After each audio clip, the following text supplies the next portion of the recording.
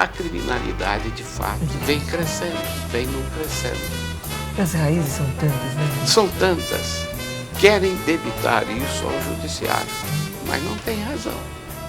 O judiciário não contribui para o aumento da criminalidade. É ao contrário, ao contrário. O senhor levou a medalha? Certo. E eu acho que a medalha tem um pouco a ver com essas coisas que acontecem no judiciário. Não só entre lá com os militares, lá com o Duque de Caxias, mas tem a ver com essas coisas do judiciário. Essa maneira do juiz tentar pacificar as partes, né? Encontrar a paz e evitar a guerra. Nada como ouvir uma explanação de um professor, não é verdade?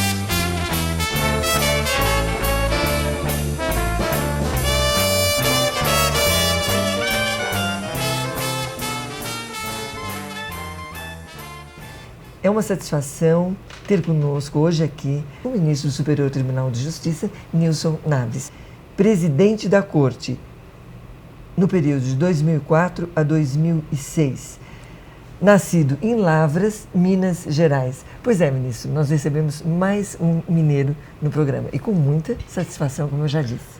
Olha, Cacilda, a satisfação é toda minha, não é só minha, é do meu tribunal. Sem dúvida. Do meu tribunal. Né?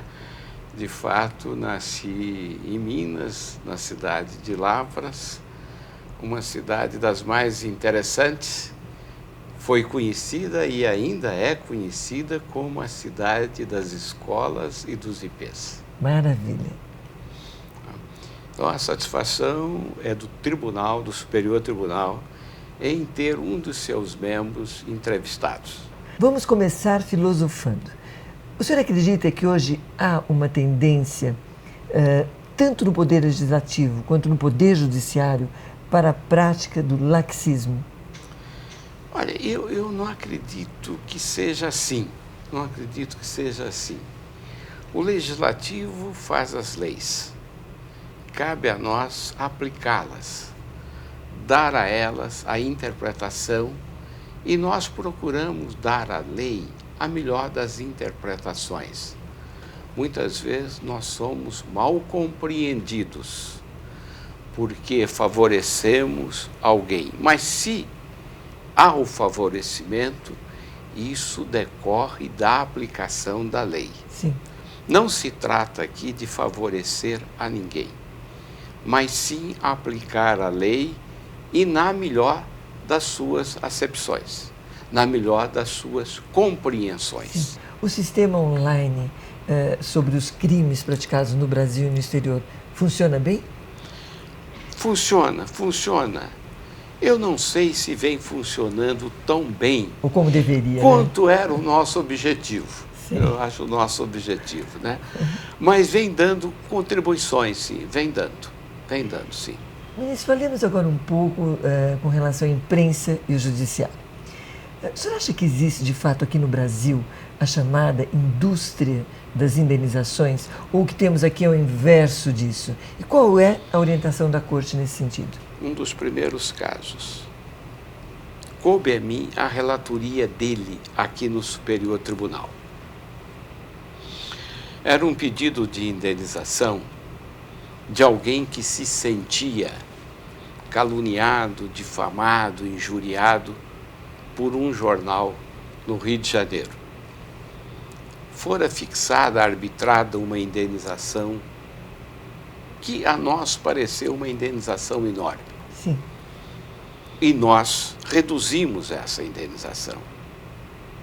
E na época entendemos que o controle dessas indenizações deveria ficar com o Superior Tribunal, não poderia fugir ao nosso controle.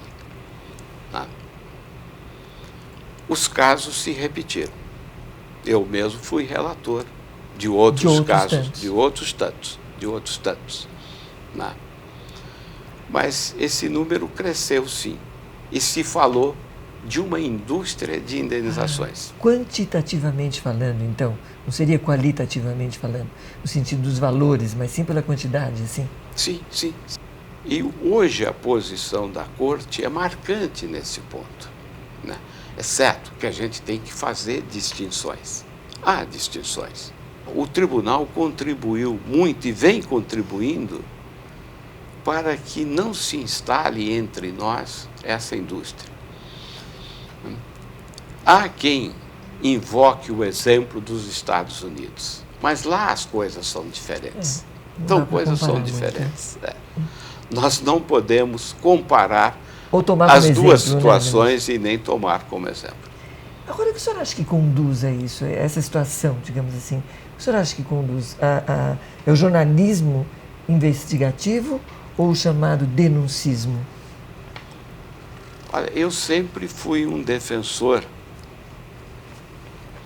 do jornalismo investigativo e sempre achei que esse jornalismo contribui para o esclarecimento de determinadas situações.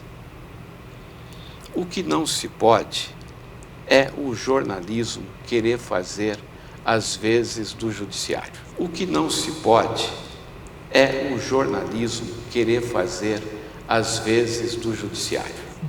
Aí, julgar, né? Isso é prejudicial. Quer dizer, investiga, denuncia e chega ao ponto de julgar. Sim. Julgar e condenar. Eu acho que isso é que é perigoso. O jornalismo não pode achar, né, ministro? Não, achar. Isso. O jornalismo deve atuar com elementos de convicção. Sim. Tendo elementos concretos. Né? Não deve denunciar ou levar o assunto a público partindo só de uma fonte. Esse tipo de jornalismo tem esse lado bom, um lado ótimo, sim, mas não deve se exceder. Bem, ministro, agora mudando de foco, o senhor condena veementemente o emprego de algemas. O senhor diz que o emprego de algemas é degradante, desonroso, humilhante, indigno, injurioso, injusto, ilegítimo e ilegal. Por que é ilegal, ministro? Tudo isso, João. Tudo isso.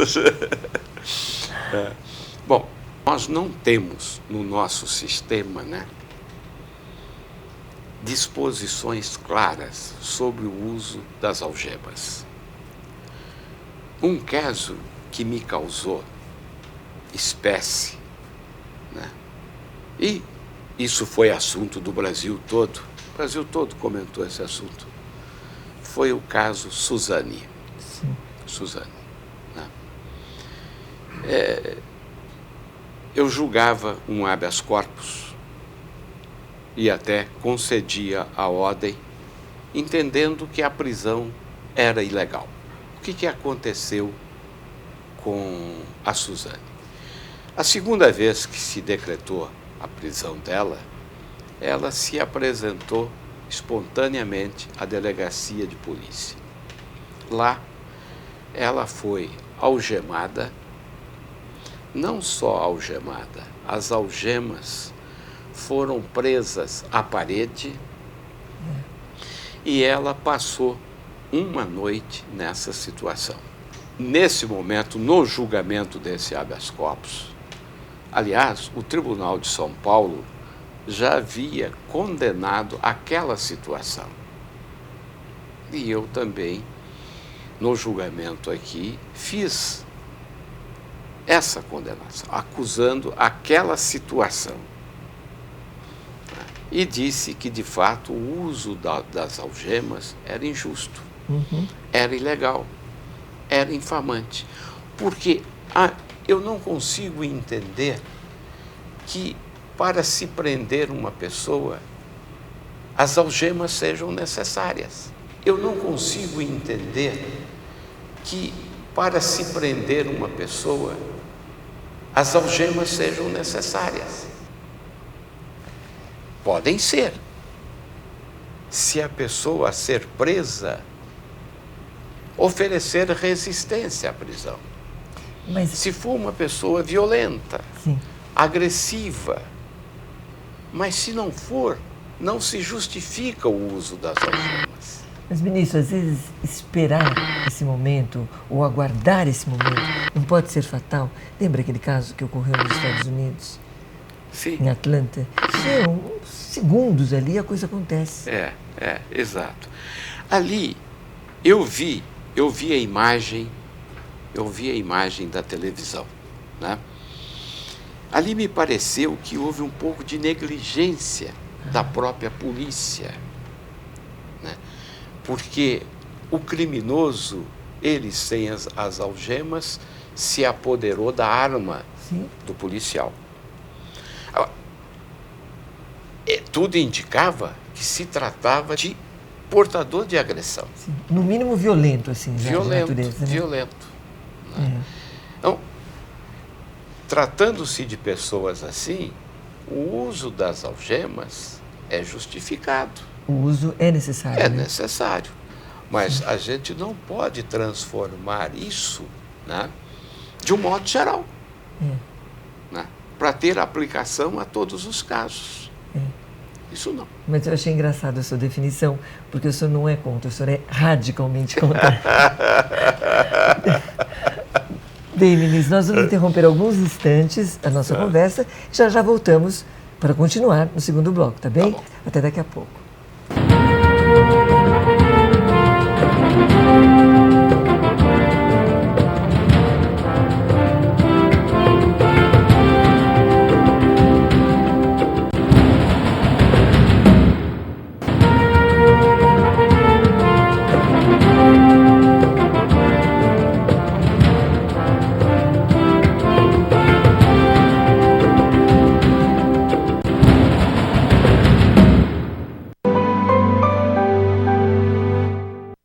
De volta ao nosso segundo bloco com o ministro do Superior Tribunal de Justiça, Nilson Naves. Ministro, por que o senhor é contra a quarentena de juízes? Diga lá. Bom, não sou contra, mas também não sou a favor.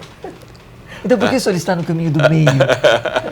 Quando esse assunto surgiu, né, nós estávamos reunidos para preparar propostas tendentes a reformar o texto da Constituição.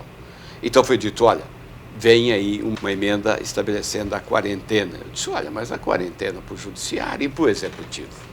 E por que não para o legislativo? Sim. Por que só para o judiciário? Será que o judiciário é o patinho feio da história? Né? Mas bem, aí estabeleceram, então, vai ter a quarentena de 1 ano, depois de 2. Nós, então, oferecemos uma proposta dizendo, olha, então que se estabeleça de 1 ano. E acabou estabelecendo de 3 anos. Isso é uma hipocrisia. Sim. É uma hipocrisia. Porque, veja bem, a pessoa deixa o Superior Tribunal, ele inicia um processo, o processo começa lá, vai com o juiz, vem para o Tribunal de Justiça ou um tribunal regional. Quando chega aqui, ele tem que se afastar. Aí depois, se for daqui ao Supremo, por uma questão constitucional, ele retoma. Quer dizer, todo o trabalho foi feito por ele. Depois tem o seguinte, não há acesso de quem deixou o tribunal aos que aqui permaneceram. Não há influência nenhuma. Então, a quarentena é uma hipocrisia. Sim. A quarentena é uma hipocrisia. Sim. Agora, o que eu não entendo é como se estabelece para o judiciário 3 anos e para o executivo 4 meses. Então, isso é que eu não sou a favor nem sou contra, mas sou mais contra do que a favor. Mais ou menos, ministro, como nepotismo, então. Quer dizer, para o judiciário e para os outros poderes. Isso, exatamente, isso mesmo. A história do patinho feio é a mesma. Muito bem, ministro. E por que a sua corte, o Superior Tribunal de Justiça, é reconhecida como Tribunal da Cidadania? É Tribunal da Cidadania porque as coisas que dizem mais próximo com as pessoas, são coisas que passam por aqui. São situações. Por exemplo, tudo que envolve direito civil, direito comercial, aquilo que acontece no dia a dia das pessoas, né, encontra solução aqui neste tribunal. Mas também não precisamos exagerar, né, ministro? Sabemos que, em verdade, aqui o Tribunal da Cidadania recebe recursos sobre brigas de vizinhos em decorrência de latidos dos cães durante a noite. É verdade isso? É verdade. Isso é verdade. Nós tivemos aqui... E quais são os cães que mais aborrecem? Esses casos curiosos. Um deles, de dois cães, né, que invadiram a propriedade de uma outra pessoa, né, e mataram um papagaio.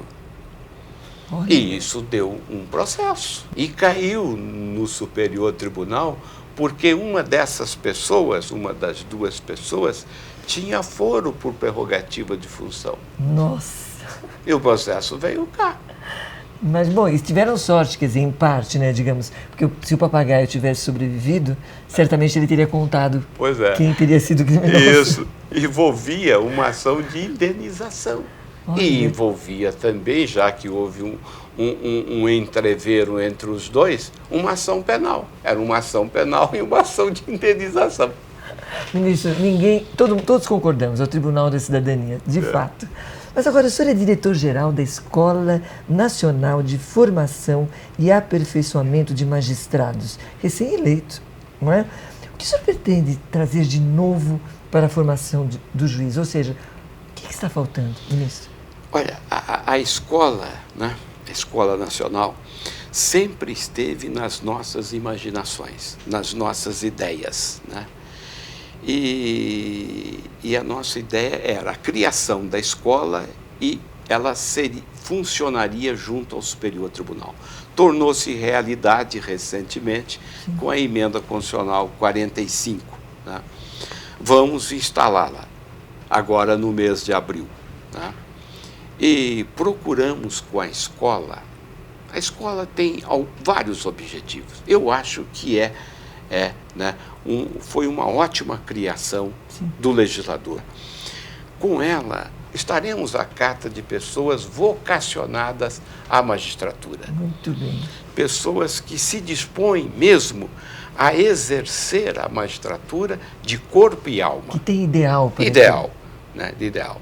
E não de transformar a magistratura, né, em algo de somenos. Esse é um dos nossos grandes objetivos. Nós queremos também projetar a justiça brasileira para fora do Brasil. Projetar a justiça brasileira para fora do Brasil. Né? Nós pretendemos fazer convênios, acordos com outras justiças.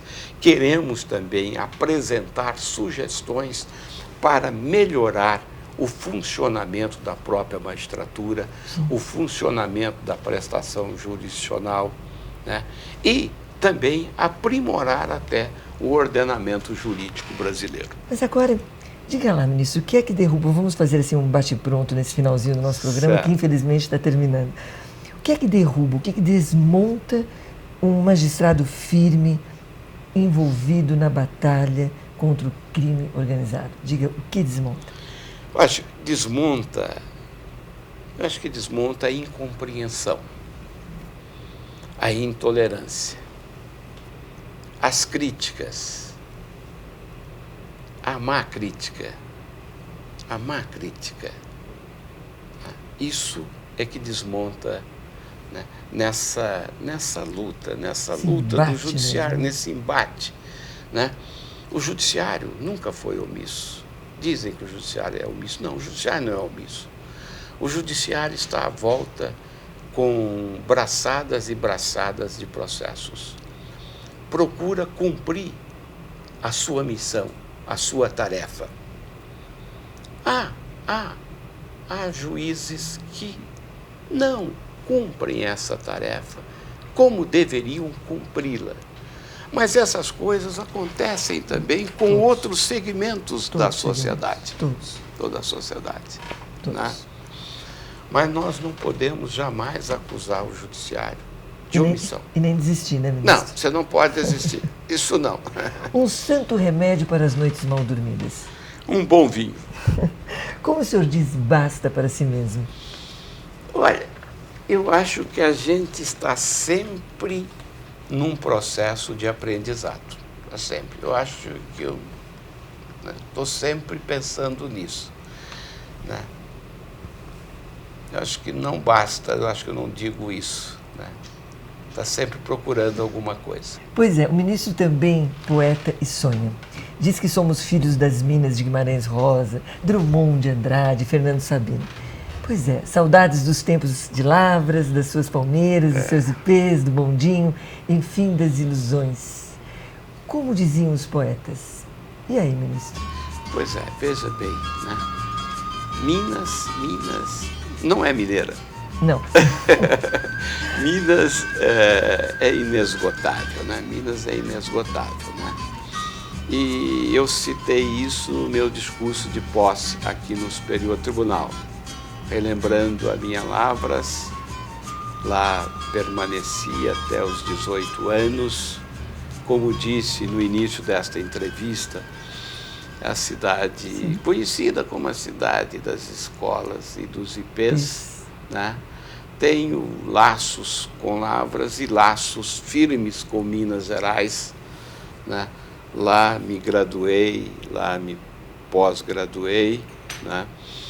E a cidade de grandes poetas, de grandes escritores, né? De grandes políticos, de grandes juristas. Né? Então, Minas é Minas. Quem te conhece não esquece jamais. As nossas Minas Gerais.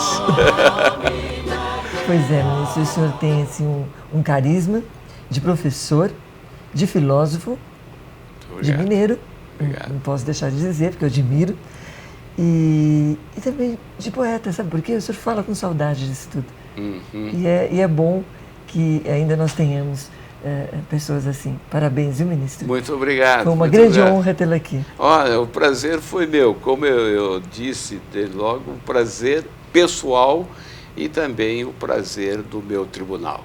E eu só quero dizer o seguinte, eu tenho uma relação muito grande com o Superior Tribunal e participei da sua criação, né? Participei da sua criação, fiz parte de todas as comissões e essa relação de criador e criatura é complicada. É mesmo? Dizia eu da relação criador e criatura. É uma relação muito íntima, uma relação que me faz lembrar novamente a minha cidade e me faz lembrar também e recordar o tempo de vivência aqui nessa casa, numa casa magnífica e me traz algumas preocupações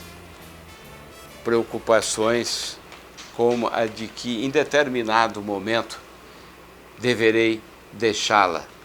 E eu fico perguntando a mim, deixar essa casa e para onde irei? Para onde irei? E fico sem encontrar caminho. Mas a gente não pode se esquecer de que é caminhando que se faz o caminho. Nós devemos fazer a nossa hora. Isso é que é importante, né? A casa me traz muitas lembranças, né? E eu, se um dia e vou ter que deixá-la, levarei daqui gostosas lembranças. Aliás, isso sempre aconteceu comigo, né? Sempre guardei boas recordações por onde passei. Enquanto eu puder cantar, enquanto eu puder sorrir, enquanto eu puder cantar, alguém vai ter que me ouvir. Enquanto